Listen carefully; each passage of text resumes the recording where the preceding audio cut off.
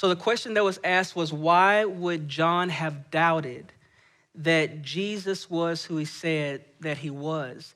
And it goes again to, one, the pressures that John was experiencing during that time, and knowing that, he had been in this desert for a few months prior to Jesus even coming on the scene.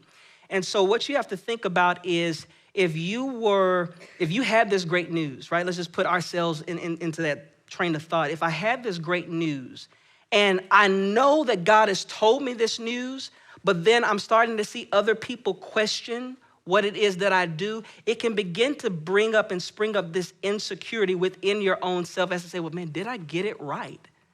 Like, did I make the right decision? One of the biggest things that we'll talk about in next week is there was what was called a Sanhedrin investigation. And I don't want to give you too much tonight, but the Sanhedrin investigation was a pretty intense thing where the Pharisees would go out and they would first observe any type of messianic movement that was happening. And they wouldn't say anything, they just simply went to observe. Well, the next time they came, the reason why they would come a second time is if these claims were true and they're seeing people respond to this thing, that was a direct threat.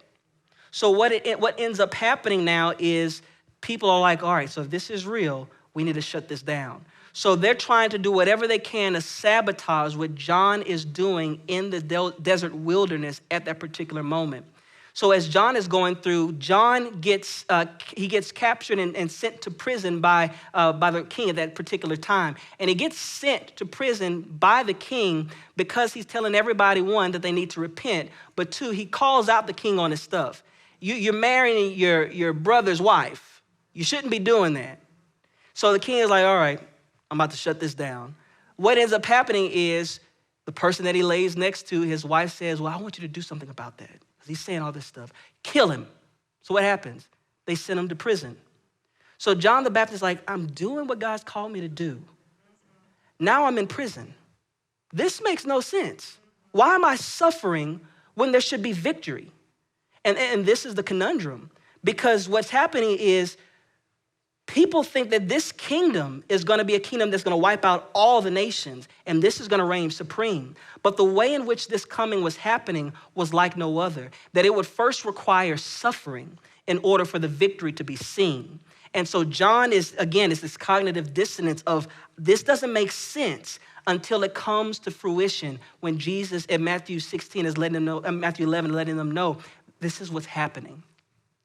He says, go back to John. Tell your disciples, go back to him so John can know these things are happening and being fulfilled.